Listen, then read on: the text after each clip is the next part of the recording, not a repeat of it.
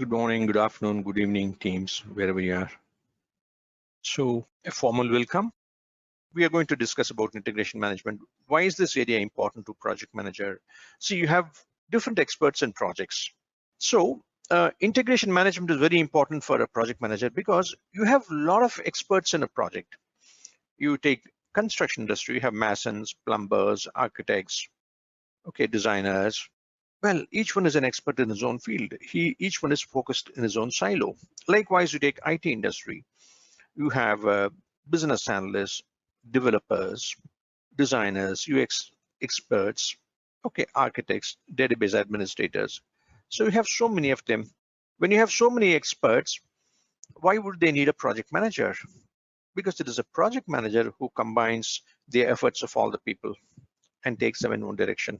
So most of the time, project managers are not very glamorous in the sense they are not experts in any field. Okay, that only makes them even more qualified to become project managers. Okay, so we as project managers are here to lead, direct, manage, get things done, deliver results. So that's about integration management. Fine. Now the agenda is we have a overview of project integration management. Then we'll cover the processes in integration management. So project integration management. Well, basically we agree we are all in projects. No, we are not in operations. Okay, operations are day-to-day things, right? For example, you go to a bank. Every day they give you cash, they accept cash, sanction loans, recover loans. Well, they're all day-to-day things. There is no start date, end date for that. As long as a bank runs, okay, operations will run. But projects don't have, projects have a definite start date and end date. Project is started with a particular purpose in mind.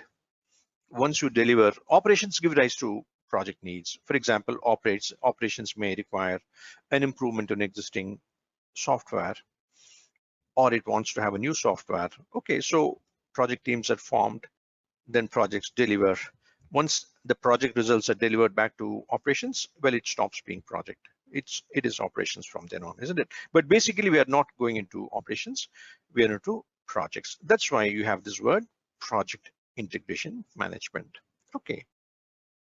So what do we do here? We identify, define, combine, unify, coordinate the various processes and project management activities within the project management process groups. Okay, there are a lot of stuff in this. In other words, it is like a jigsaw puzzle. Okay, so you just imagine you have lots of pieces of jigsaw puzzle. So we put them all together. That is what we project managers do. Okay, that is we identify activities. What are the activities you need to perform? To what? In order to create deliverables. What are these deliverables? These could be interim deliverables like your requirement documentation, design documentation. Okay, this could be anything, or this could be completed application functionalities. Fine, anything. So we define what are the activities you have to perform. Then we combine. We have to combine a lot of things because we come with plans for schedule, cost, scope, resources. Okay, we need to combine. Unless we combine all the different knowledge areas, we cannot really create deliverables, isn't it? Then we unify and coordinate the various processes and project management activities within the project management process groups. Okay, what are these process groups? See, broadly, there are 5 process groups. See, actually, when we start a project, we come with a project charter. So that is under initiating process group. Then based on the project charter, we plan for different things. We plan for schedule, we plan the scope. So there are totally 10 different knowledge areas for which we plan. So all the planning processes are covered under planning process group. Okay, different plans, right? Then we combine them into one big project management plan. Then once we have a plan, we have to put this into operations, isn't it? So we start executing. So all the processes we perform, the deliverables we create, they're all discussed under executing process groups. Then once the results are out, we have to know whether we are going as per the plan or not. So we have a process called monitor and control, where we compare the plan with the actual to know what the variances are, what these variances mean. Okay, so we have a lot of processes under monitoring control process group, right? Then you have close. We go through several phases in a project. No, we have to close every phase of a project and go to the next stage, isn't it? So we close a phase in a project or a project as a whole. Okay, so There are some 49 processes which are discussed in project management body of knowledge. There is a Bible for project managers, right? Project management body of knowledge. So these 49 processes are performed under 5 process groups and 10 different knowledge areas. Okay, these are things we'll discuss when you actually go there. Fine. Okay, so now we understand what are process groups. Fine. So there is a concept called trends and emerging practices at the beginning of each topic. Well, these should actually be discussed later on, right? I mean, what are the emerging practices? First, let's know what is that as per standard. Then we'll come to emerging practices, fine? Plus you have tailoring considerations. What is tailoring? What changes you need to make? We'll come to these later on, fine? So let's first of all come to processes. Okay, now look at these processes. These are all the processes you have in integration management.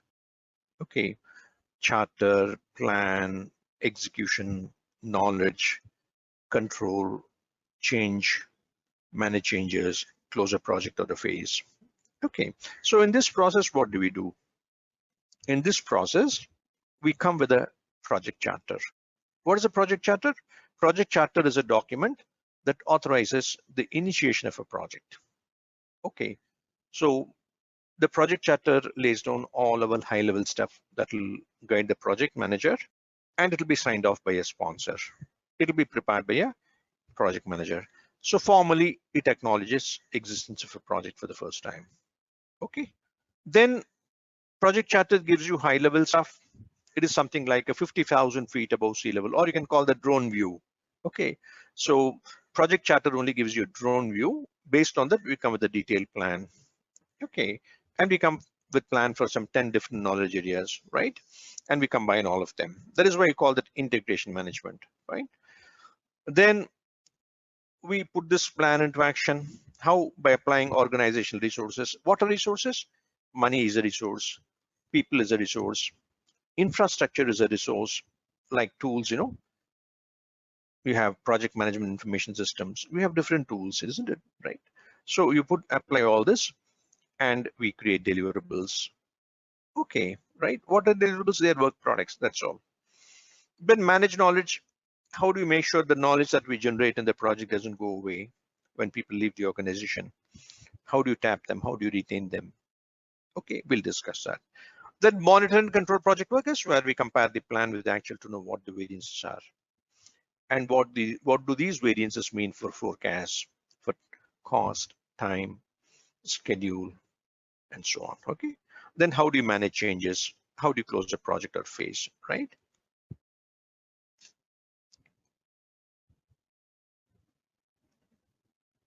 So this is the first process, develop project charter. So it's a formal document that authorizes a project. Okay. So this charter will help you in implementing the project. Fine. Okay. So only through a charter, project manager gains authority. Okay, he cannot apply organizational resources. He can't spend $1. He can't take one team member and make him work without this authorization. It's like a database certificate, okay, for individuals, or a memorandum of incorporation for a limited company. Okay, so it formally gives authority to the project manager to apply resources to project activities.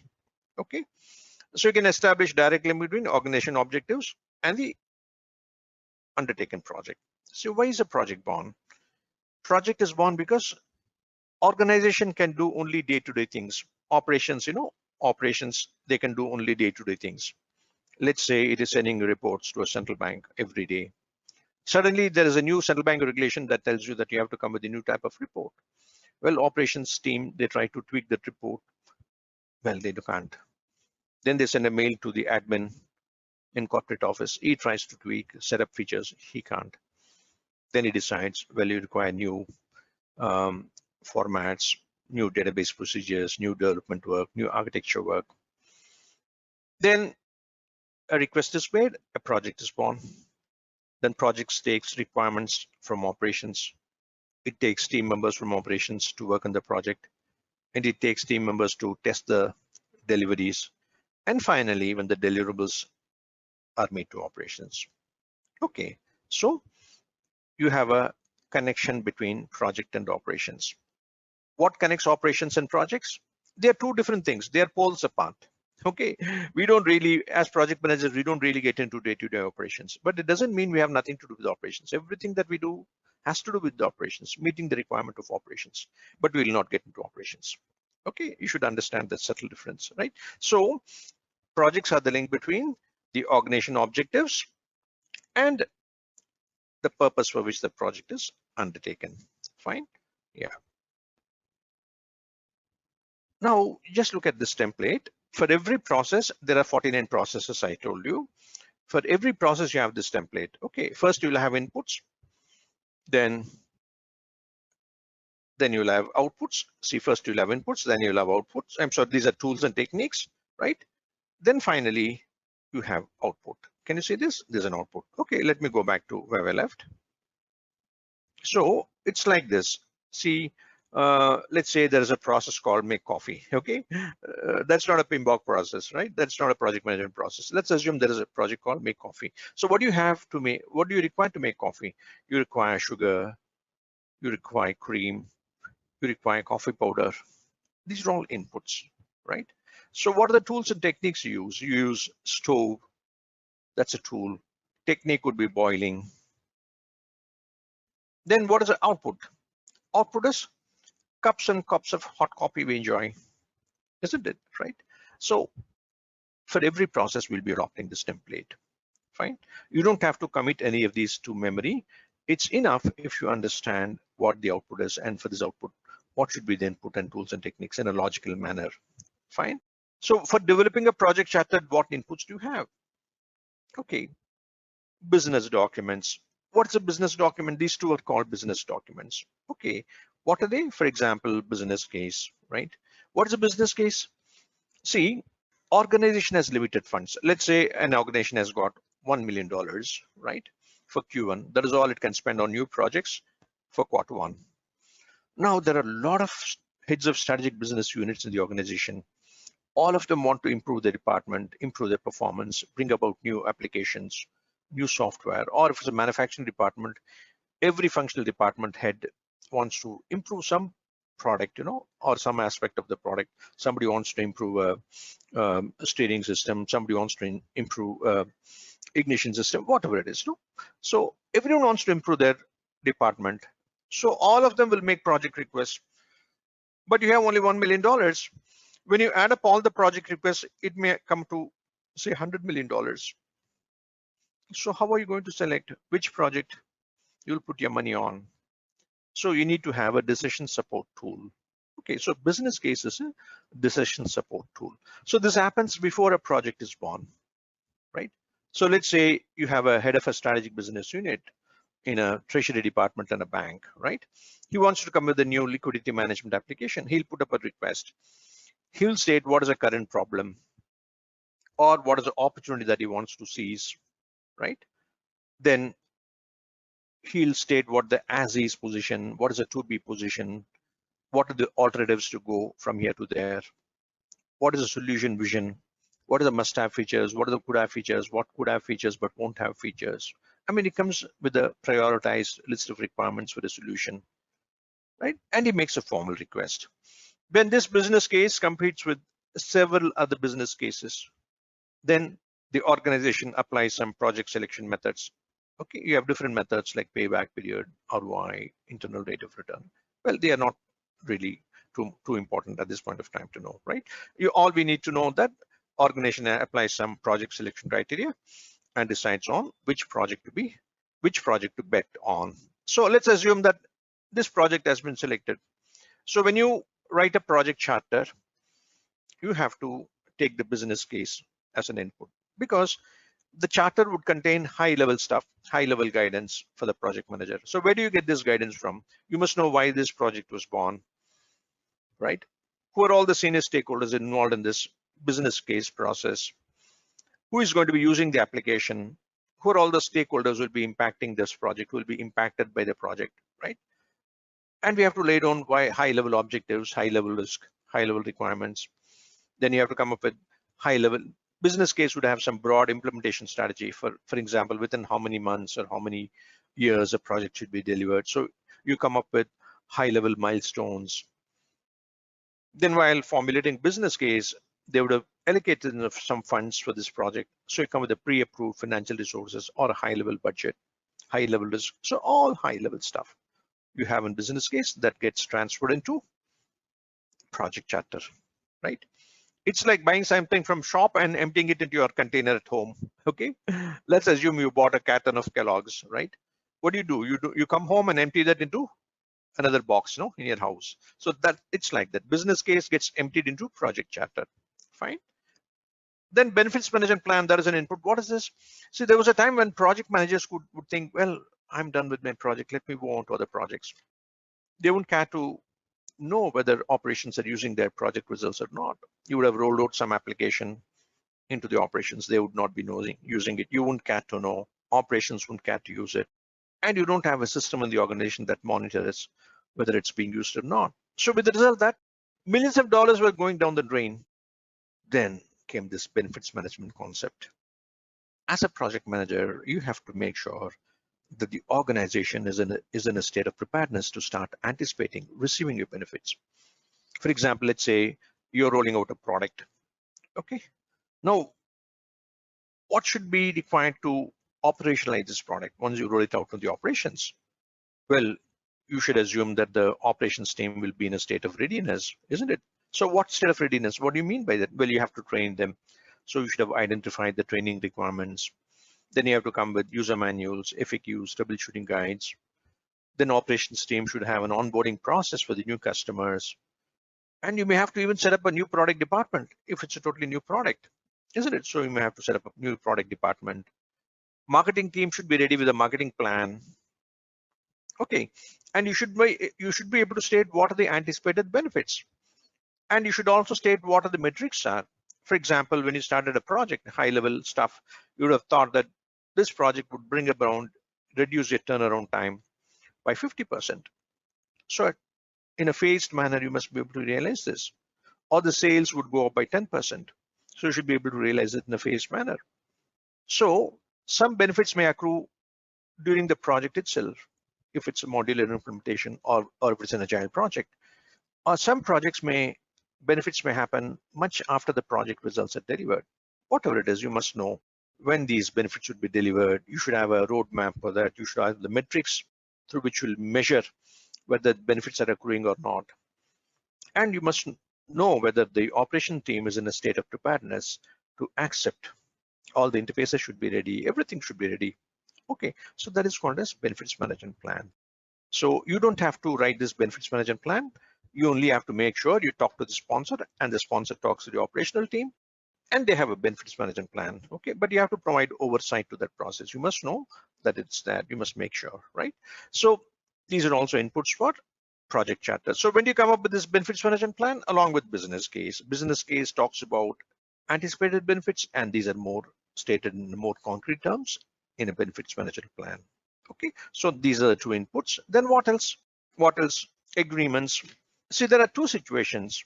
You could be doing a project for your organization internally. Let's say you're developing an application, you don't have customers yet. It may take some 6 months to make this a full-fledged application. Later on, you may find a customer. So what does it mean? It's purely an internal project, isn't it? So if it's an internal project, you will still have a project charter, but you will not have an agreement. You will go for agreements only when this project is being done for an external customer. Let's say you're ABC company and you're doing a project for Dell USA, right? So Dell USA is requesting you. It's called requesting organization. You, ABC company, is a performing organization. So as a project manager of a performing organization, you must take into account the agreements and write a project charter. But if it's an internal project, well, you don't read an agreement. It's enough if you go through a statement of work. Okay. For an internal project, you will only have a sponsor. So you'll have an agreement called statement of work that will guide the project team and the sponsor. Okay. So you have to look into your situation. Fine. Then enterprise factors. See, these are all standard processes. I mean, these are standard inputs for every process. Okay. For example, you have to apply the industry standards. What are industry standards? Six Sigma is an industry standard. If you're in a pharmaceutical industry, FDA standards are mandatory, isn't it? Then legal regulatory requirements, you have to comply with all provisions of law. Marketplace conditions, let's say you're doing an infrastructure project. What are marketplace conditions? So you have to buy cement, steel, day in and day out. You must know what is the demand, what is the supply, what's the market share. Isn't it marketplace conditions? Culture, what is culture? Why is culture important? Culture could be safety, culture could be importance given to quality, culture could be risk-taking ability. So you should be acutely conscious of the culture of the organization, right?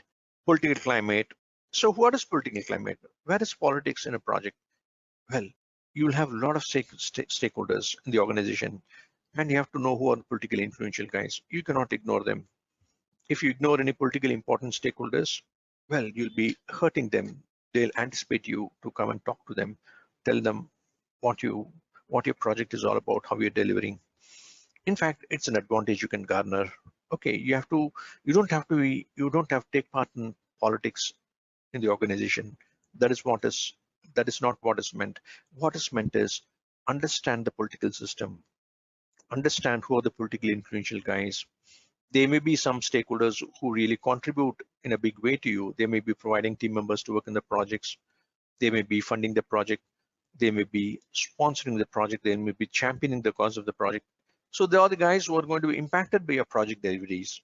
They may be using your application. They may be giving you requirements. They may be giving you people to test your deliveries.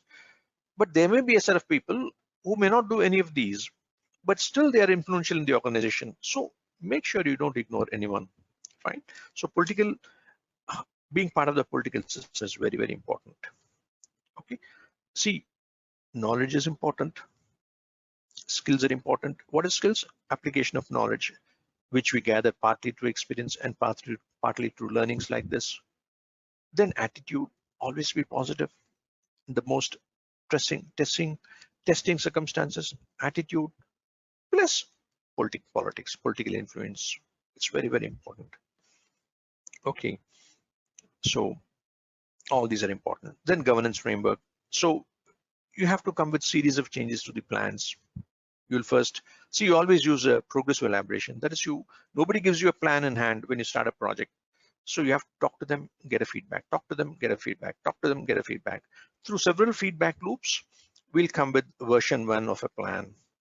Then subsequently, every change that we make has to be done with change control board's approval. So governance framework means members from the change control board, people who approve your quality assurance plans, okay, like people from QA board, risk directors, people who are going to be approving your project budget, your schedule. They're all from organization, isn't it? So you must understand how you get things done. What are the official frameworks, right, that you have to use, right? Stakeholders' expectations and risk thresholds. What are these expectations and risk thresholds? Basically, what is a risk threshold?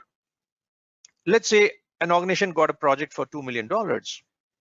It would like to have a profit of $0.5 million. So the rest of the $1.5 million is what it is prepared to spend on the project. You should never exceed this. You cannot put your hands into the profit of the organization. They'll not like it. So these are called risk thresholds, okay? So the comfort zones within which you take decisions, you must be aware of that, okay? What are we discussing in the context of? We are discussing these in the context of writing a project charter. As a project manager, you must do that, right?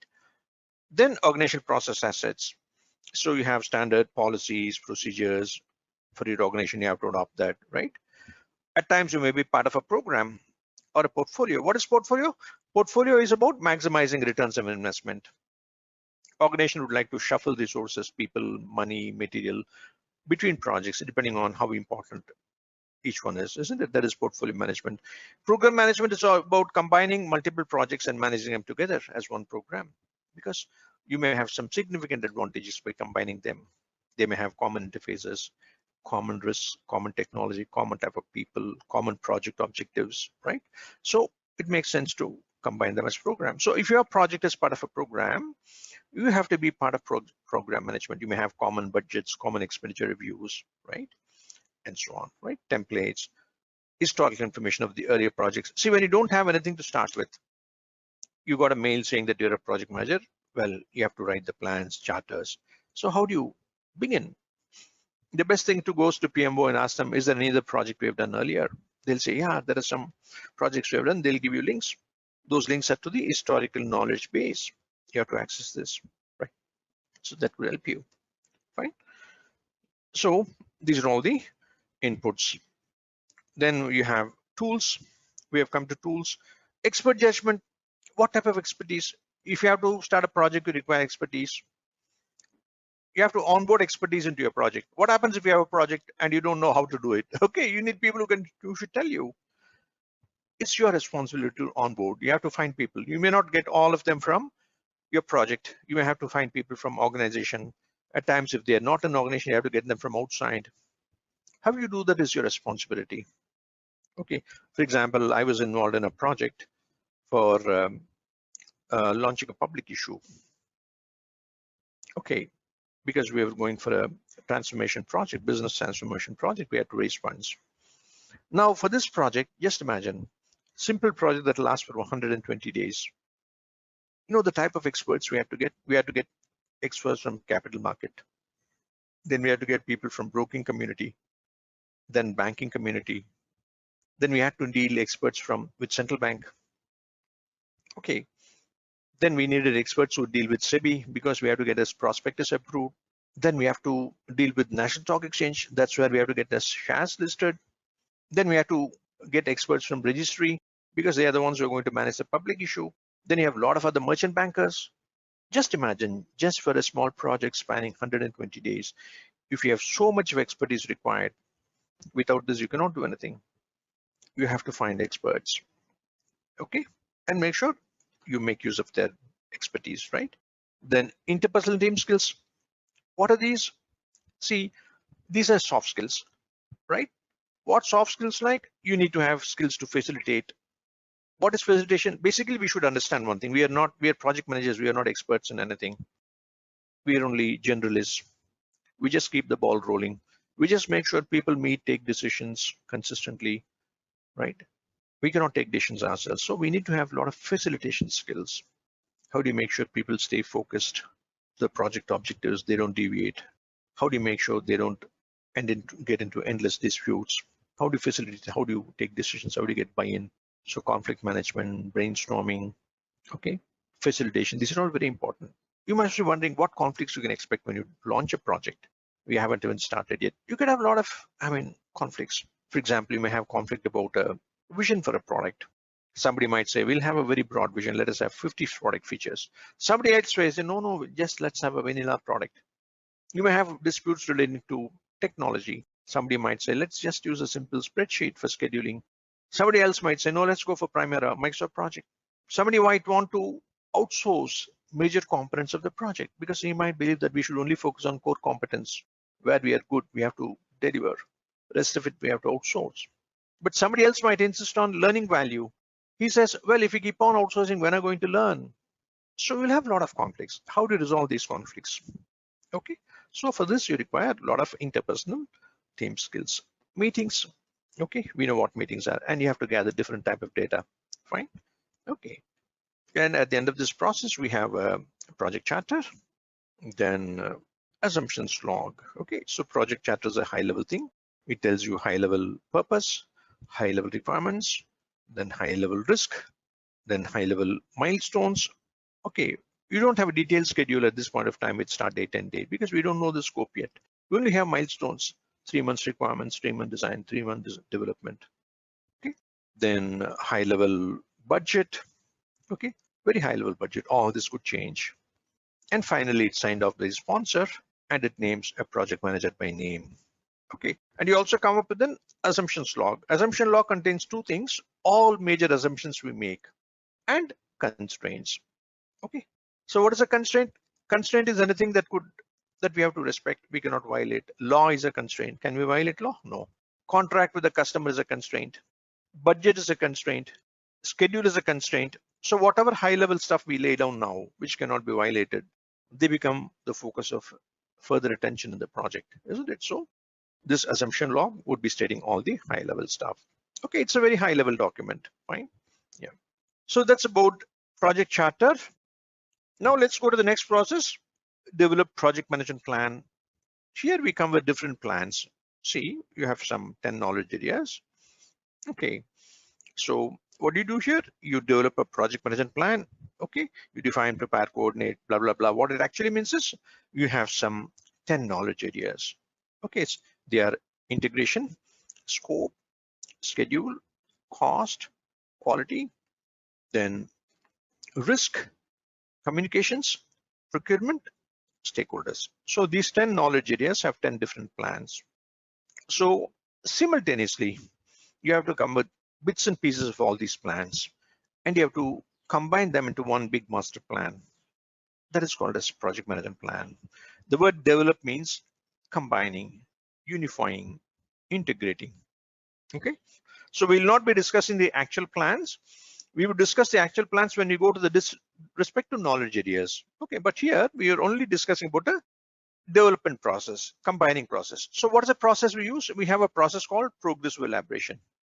This is the mantra for project managers. We have to understand bits and pieces of plan, and we have to improve upon it. You cannot wait for a perfectly completed plan and then start the project. We will never start a project. Okay, right? So there are two project managers. One guy wanted to have the perfect plan to start. So he did analysis, only analysis. He was just doing that. Finally, he got paralysis by analysis. Okay, so we are not such project managers. Rather, we are going on progressive elaboration. We understand bits and pieces and develop that. So this process tells you how to integrate multiple plans. Fine. So what are the inputs? You have project charter that gives you high level stuff. Whatever is there in project charter alone can get into the plans. If something is not covered in the charter, you cannot put them in the plan. Okay, right? It's like a constitution. Every government has a constitution, no? US government, Indian government. So what do you have in a constitution? It tells you what you can do, what you cannot do, isn't it? You have several state governments. All these governments can formulate dozens of laws, hundreds of laws. They keep doing all the time. As long as the laws are consistent with the constitution, it is fine. But if it goes against the constitution, it will be struck down by Supreme Court, no? Okay. So you guys should all wear the wig of a Supreme Court judge. Okay, that wig they wear, no, right? And they have a gavel in hand, right? You must do that because a lot of stakeholders will come with a lot of project requests, which are against the project charter. If you just keep on accepting everything, you can never deliver, or you can deliver on time, deliver within budget. It'll take too long. By the time you deliver, the whole thing could be junk. So you have to be very, very strict in dealing with requests for changes, right? You have to go strictly by what the project charter wants, right? You can resist temptation to add changes. You can tell them to take that up as some project or take it up as a separate project, okay? So you should not allow them to hinder your progress. You have to proceed. You have to stop accepting changes and start delivering, fine? So project charter provides you guidance on that, fine? Then output from the process, I told you, there are some 10 knowledge areas. Okay, for example, I'll just give an overview. The first process is plan and scope management. Okay, in scope management, what you do is you collect requirements and you come with a scope statement. Now the scope statement would be descriptive. It may run to hundreds of pages. If you give this to a team member, they don't know when to start, where to start, what are the dependencies. So you break it down into tree form. You call these guys and say, John, this is your deliverable. This is requirement documentation for interface writers. You have to deliver it. You come with a plan. You define what activities you have to do and sequences into a network diagram and tell me who's going to be working on this and how many days they're going to take. So in scope management, you define what work you have to do, right? Then you go to schedule management. In schedule management, you come with network diagrams. Okay, let's say this is one network diagram for one work package like Reuters interface. So let's say there are 4 activities, 1, 2, 3, 4, right? So number of days for this is 2 days, 2 days, 2 days, 2 days. So you come with a Gantt chart. Gantt chart tells you 1, 2, 3, 4, 5, 6, 7, 8. Gantt chart tells you the first activity will take 2 days, next 2 days, then 2 days, 2 days. So you convert scope into schedule. So that is what you do in schedule management knowledge area, right? Now, if you have to perform these activities, you require people, no? You require one business analyst, you require laptops, you may have to have travel. If it is infrastructure project, it may involve steel, cement. Okay, so whatever resource requirements, people resources, material resources, all these cost of resources are added at these activity levels. Okay, so that you know for this particular work package, okay, what is the cost? So in the third process, cost management knowledge area, you add up the cost estimates of all the hundreds of work packages you have in a project, and you come with a budget. Okay, so that is cost management. So these three are called as performance measurement baseline. A project will always be measured against scope, cost, and schedule, isn't it? When somebody asks you how's your project, you'll not say, well, I was given 3 months, I completed in 3 months. No, they'll ask you the next question, have you delivered everything? You have to say, yeah, I delivered everything. Then they won't stop there. They'll ask you, what about the cost? Were you within budget? Yeah, I was within budget. So they're very happy. Okay, they'll argue, right? So a project will always be measured against three baselines. That is why you call this performance measurement baseline. So you combine not only this, then after schedule, cost, you have quality. You have to incorporate quality requirements, industry quality, benchmarks, regulatory quality, customers quality, organizations consistent quality across all projects. And you have to come up with methods of demonstrating quality. So you come with the next plan, quality management plan. You do the testing and you demonstrate results through testing. So after quality management plan, you have to come with resource management plan. So what do you do in resource management plan? How do you estimate resource requirements for all the work packages? How to acquire them? What are the ways in which you can acquire them? Then how do you train them? How do you develop them? How do you manage them? How do you manage disputes? How do you manage issues? How do you decide performance criteria? How do you come up with rewards recognition, right? So all this you have a resource management plan. Okay, then you have communication management plan. So in communication management plan, see, you're a project manager all the time smiling. Okay, never losing cool for a moment. You have a lot of stakeholders you deal with. Senior guys, they just want red or green stuff. They don't want detailed information. Then you have people in the middle management. Then you have people, the team members. You have to deal with them very extensively. The more information they give, the more hungry they are. You can't satisfy them. So different stakeholders have different information requirements. You have vendors. You have to tell them how they are performing, what SLAs they have to meet, what quality criteria they have to meet. Then you have suppliers. Then you have PMO, program manager, right? Project management office, program manager. So a lot of stakeholders. Each one has got a different communication requirement within the team. How does a developer communicate with a business analyst? How does a business analyst communicate with developer? For example, he writes requirements, get them peer reviewed, and he uploads in a requirement tool. And it provides access to all the stakeholders who give sign off. From there, it goes to development, from that design, isn't it? So you have workflow systems and you have to decide on the technology, things like that, no? So that is about communication management plan. How do team members communicate among themselves with external stakeholders, right? Then you have risk management plan. What is risk? Anything that you do in projects have risk. What is the risk? Any uncertainty that could impact your project objective. Timely delivery, delivering within budget, delivering 100% of what you promised, maintaining basic quality criteria, keeping the team members morale high. These are all project objectives. No? If any uncertainty could threaten these project objectives, you call them risk. So how do you identify risk? How do you prioritize risk? How do you come with risk mitigants? How do you deal with risk? That is a risk management plan, right? Then comes procurement management plan. If you decide to outsource something, how do you structure a statement of work? How do you deal with your procurement manager and structure a contract? How do you send an RFP? And once you get the seller's response, how do you negotiate, conclude contracts? How do you monitor contract performance? How do you manage disputes in a contract? Okay. Then you have a project management plan called stakeholder engagement plan. Sorry, stakeholder management plan. So how do you identify stakeholders?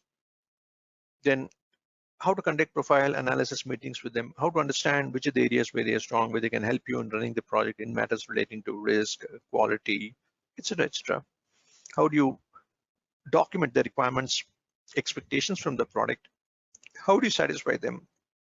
So these are all the 10 different knowledge areas. So all these knowledge areas, you call them subsidy plans and baselines. They're all combined into a project management plan. That's why they're inputs. Okay.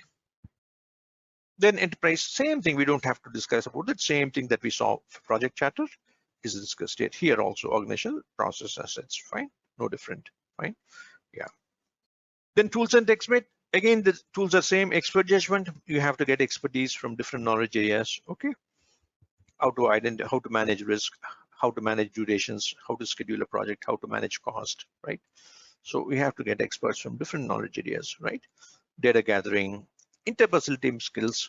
Okay, here also we have conflict resolution, brainstorming, meetings management, meetings, fine. Then meetings, fine. So all these are required, and you come up with the master plan called project management plan. Okay, I'm sorry. So we come to the project management plan. So this combines what? 10 different subsidiary plans into one big project management plan. Okay. Then we go to the next process, direct and manage project work.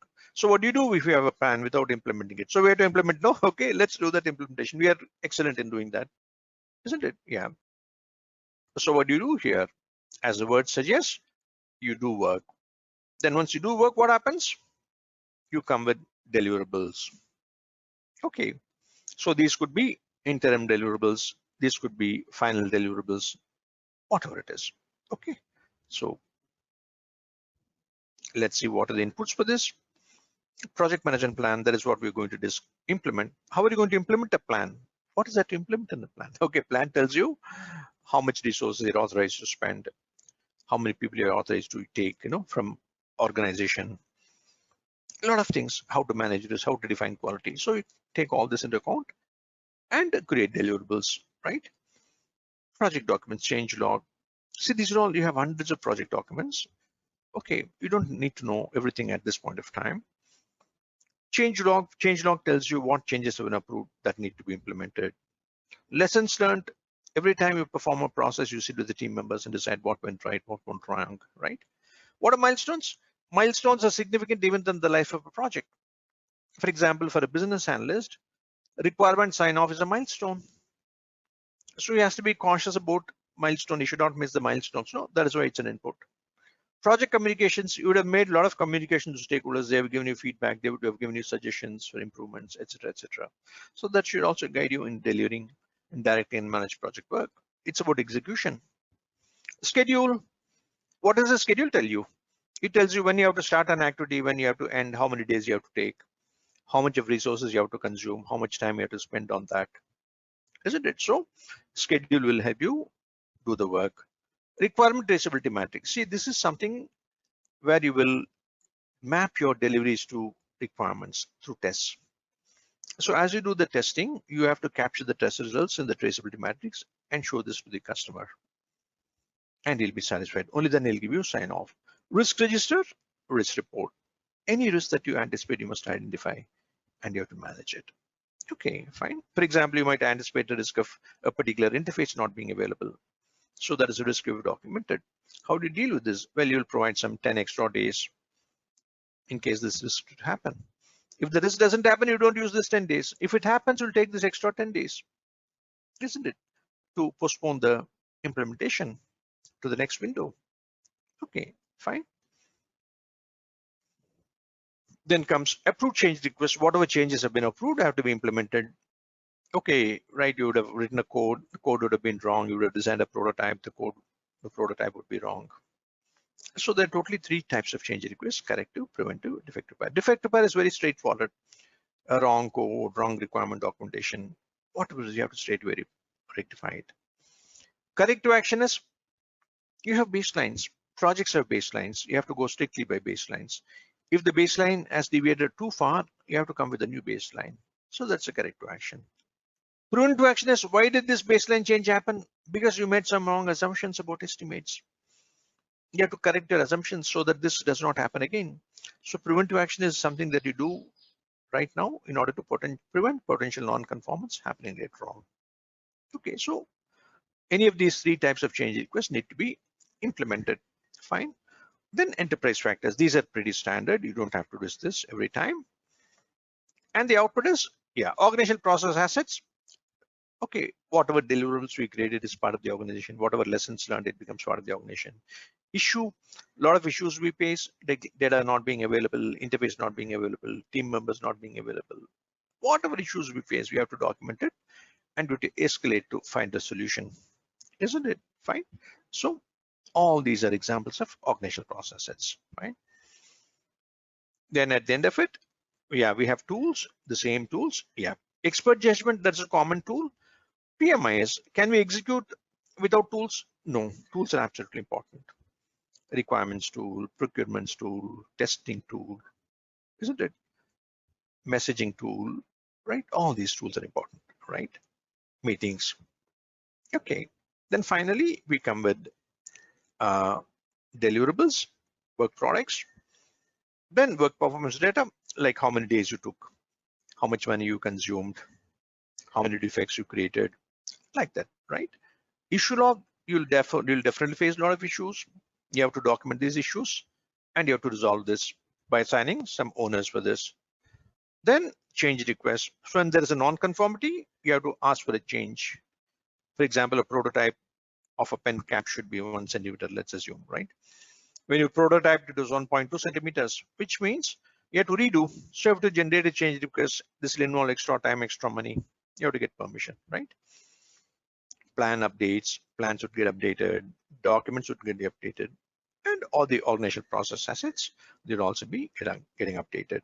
Okay, then let's come to the next knowledge area. Manage project, next process rather. What is this managed knowledge? See, a lot of people leave the organization, they take away the knowledge with them. So we have to make sure we retain that knowledge. So there are basically two types of knowledge. One is called explicit knowledge, the other one is implicit knowledge. Explicit knowledge is what you find in what is codified. You find them in data flow diagrams, requirement documentation, design documentation, FAQs, user manuals, troubleshooting guides. Well, you go through an application, that itself gives you a lot of knowledge. They're not documented, they're there in black and white. It will not go away. But what about knowledge that resides in the minds of people, that comes out of experience, their insights, knowledge that resides in social groups? We need to capture that. Okay, so where do you find this knowledge? That is what this process is all about, right? Use the existing knowledge and add invisible knowledge. Okay, so project management plan, all the plans we have to analyze. Then project documents, so lessons learned. Every time we document lessons learned, okay, that becomes knowledge. Project team assignments, as soon as you acquire people and you send them to project work, you give them assignments. No? From the assignments, you could know what are their qualifications, experience, earlier projects handled, competencies. So you can talk to them and document knowledge. Resource breakdown structure is a tool that tells you where you have resources. So you look into the resource breakdown structure and you can decide whom to talk to and get the knowledge. Stakeholder register.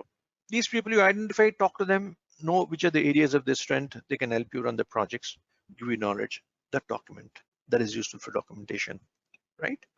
Like that. Then deliverables, all the deliverables, they are rich source of knowledge, right? Then enterprise practice, whatever knowledge you acquired, you have to update at the end of the process. Okay, yeah, see, all the knowledge that you get, formal knowledge and information sharing procedures should be updated here, fine.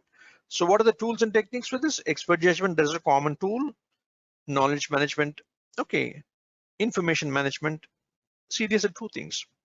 What is knowledge management? Knowledge management is like people to people, like establishing communities of practice for agile, establishing communities of practice for business analysis. So where people with like-minded ideas discuss and evolve a lot of knowledge for the organization. That is knowledge management, people to people. Information management is library services, internet services. You have to provide both. Okay. Interpersonal team skills. Okay. What are interpersonal skills? For example, active listening is very important. What is active listening? See, if knowledge has to be shared, people should be prepared to listen and people should be prepared to share. Both are important, isn't it? If you don't listen actively, will people share with you? No. So what is active listening? Listening to people carefully. Okay, but why don't people want to listen? Well, if they listen, some bad truths may come out. Okay, they're not prepared to face that Pandora's box. Unexpected problems may crop up. Or we just want to listen to what we want to. We don't want to listen what we don't want to. So there is also prejudice. We have some preconceived ideas. We don't want anybody to violate that. Or when somebody is speaking, we might be formulating a response, okay, or trying to understand what it means to us, rather than really listening, isn't it? Somebody might be saying, well, there is an excellent business analyst who has just joined. Well, instead of listening to that keenly, you would be looking to, well, can I get this guy onto my team? Okay, so we are not listening actively. We are formulating a response. Before he completes, you can ask him, can you send him to my team? Isn't it? And why do people not talk? Again, they might feel that, oh, this is a problem. Why should I talk? Why should I make my position so vulnerable? Well, this problem is going to get resolved next week. Or it might expose my soft underbelly. People might think these are my weaknesses. I will not discuss my problems. Or you will not have a spirit of personal trust. There may be a lot of criticism. People don't want to discuss new ideas because if the ideas fail, they'll be criticized. Okay, personal safety will not be there. So we have to provide an atmosphere of trust where people will not be criticized. Where people's personal safety would be assured regardless of what they discuss. Okay, so unless you have that active listening, you cannot develop knowledge. Fine. Okay. Then comes outputs. Lessons learned is updated with what? Both explicit and tacit knowledge. Plans are updated, then documents are updated. Fine. So we have the next process called monitor and control project. What is this? See, as project managers, we have an important responsibility of informing organizational stakeholders what's happening in the project. Okay, so let's see how we do this, right? This is about generating reports. You have to tell team members, organizational stakeholders what is happening, right? So how do we do this? Let's see what are the inputs for this process, right? So project management plan, you have to say how the plans are working. So you take that as an input, right? Then project documents, assumptions. You would have come up with a lot of assumptions relating to duration, cost, and that will be covered in the base of estimates. So it might not have worked. You have to explain why, what went wrong, what went right. Cost forecast. See what happens. Let's say this is June. You should have spent $10,000 by June. You have actually spent $15,000. So there's a negative variance. So if you're already having a negative variance of $5,000, when you complete the project, what will be the actual budget? That is, you have to come with cost forecast. You have to come with schedule forecast. I should have completed these deliverables by 3 months, but I've taken 4 months, which means I'm not going to be able to complete the project in 12 months. I may take 15 months. So schedule forecast. Milestone list, have you reached or not? Quality report, stakeholders would like to review quality before accepting deliveries. Quality reports. Risk register, how is the risk profile of the project evolving? Is it within risk threshold or is it exceeding the threshold? They would like to know, isn't it? So you take them as input. Then work performs information from different knowledge areas. What is information? For example, you compare, cost variance is information, schedule variance is information. So any difference between planned and actual is called information. This is meaningful, right? So you combine all this, and what else? Agreements. In case there are some vendors to whom you have outsourced, you must state how the vendors are performing. Agreements contains the dates on which they have to deliver, the SLAs they have to keep up, quality criteria they have to keep up. So are they delivering as per agreements? You have to inform, isn't it, right? Then enterprise, these are all pretty standard organizational processes. And tools and techniques, same expert judgment, decision making. Why you have to combine, synthesize, consolidate, analyze, interpret all these information, no? So decision making is important, right? Data analysis, meetings, fine. Then you come with what? Work performance report. This tells you how the project is going. Okay. Then change request. You might feel that some changes required. Okay, for example, you may ask for extra time, extra money, reduction in scope, dilution of testing quality requirements. So you may generate a lot of change requests so that you can conform to the plan. Okay, right? Now, then plan updates and document updates. Fine. So basically, it's all about informing stakeholders what's happening in the project. Fine. So we have the next process called integrated change control. What do we do here? We manage all changes. Okay. What should be an attitude towards change? Well, we have to be very careful in managing changes, right? Because as it is in waterfall projects, it's going to take you a long time to deliver. So you should know that you should not exceed your timelines, your budget, because by the time you deliver, if there is too much of delay, product might be useless, isn't it? So focus on delivering what you accept rather than just keep on accepting changes. So you have to carefully manage change. But change is not inevitable. You must have change if the regulation requires, if the market requires, if the product owner requires. Okay. Yeah. So what do we do here? So you control various change requests. You will get change requests from dozens of stakeholders, internal, external team members. Team members want to improve a product. Customers want to improve the competitiveness of the product. Regulators want you to improve the compliance, right? Your organization may want you to improve the profitability of a project. So you have change requests. Architects wants to improve the architecture. So you have change requests coming from different stakeholders. You have to process all of them. So you have to approve, modify, etc., right? So how do you perform this process, right? So the inputs, project management plan. Okay, within that you have change management plan, configuration management. Change management plan tells you how to act with changes. You have a workflow process. Every change request should come in rating. It should be documented in the workflow tool. Then you have to push it before change control board. Change control board, once it takes the decision, you have to configure the changes in the production server. Or if it is a manufacturing industry, the change to the prototype should be rolled out to operations so that they can manufacture. So how do you make configurations? How do you impact the scope, schedule, cost baseline? Okay, so these are all inputs, fine. Then what else? Then you have project documents, basic estimates. So when a change request is made, you have to say how much extra time you require, extra money you require, extra people, what changes you have to make to scope. So what's the basis of your assumptions?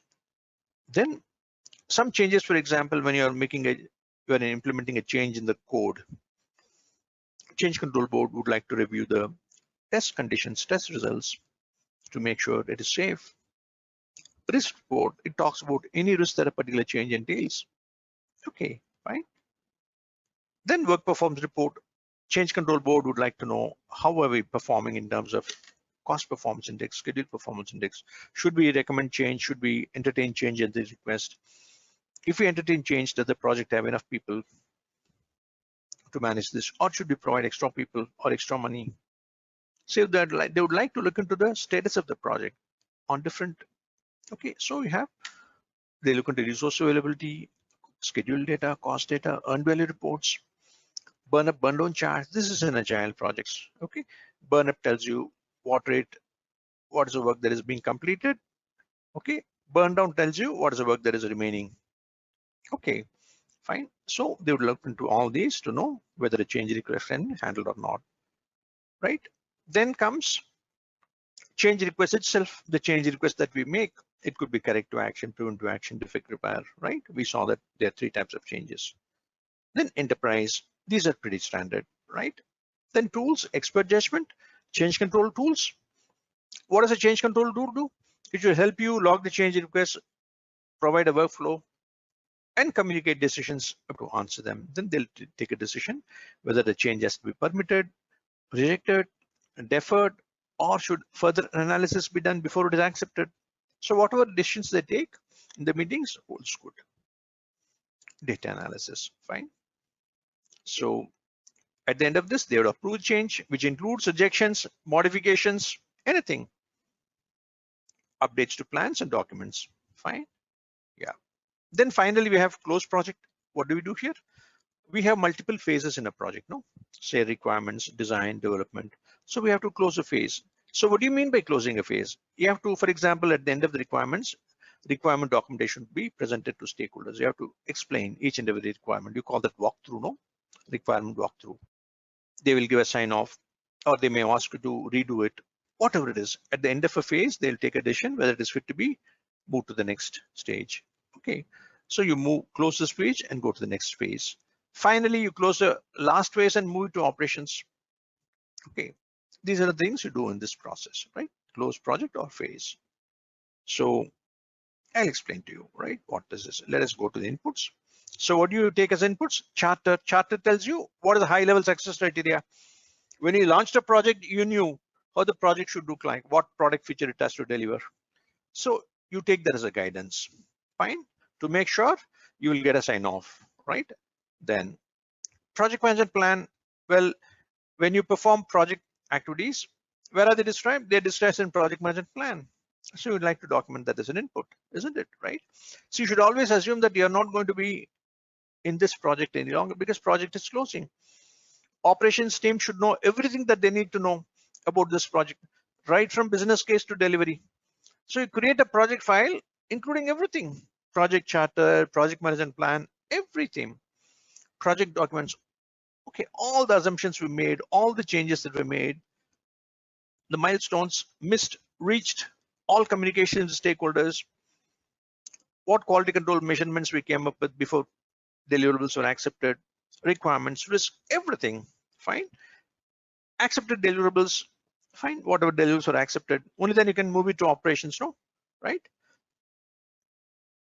Then business documents, especially business case, benefits management plan. We have to know whether benefits have started accruing. You have to state that in the project file, right? Then agreements, if it is a contract with the vendor, well, vendor tells you, I mean, we have to accept deliveries, make out payments, and get a discharge from the vendor saying that we have met all our obligations. Okay, so agreements tells you how to close procurements with vendors, right? Then procurement documentation, I told you, no, statement of work, etc., etc. That tells you how to close the procurements. Then these are pretty standard, fine. Then tools and techniques, expert judgment meetings, data analysis. Finally, what happens? The final version of the document is updated with the new version number. Likewise, the final product service or result is transition to operations. Now operations can use it in the production, or manufacturing can start using the prototype for coming up with the routine parts, right? Then final report contains everything that happened in the project right from start to end, and organizational process sets are updated. Yeah, so this is integration management knowledge area. So thanks all of you. Goodbye.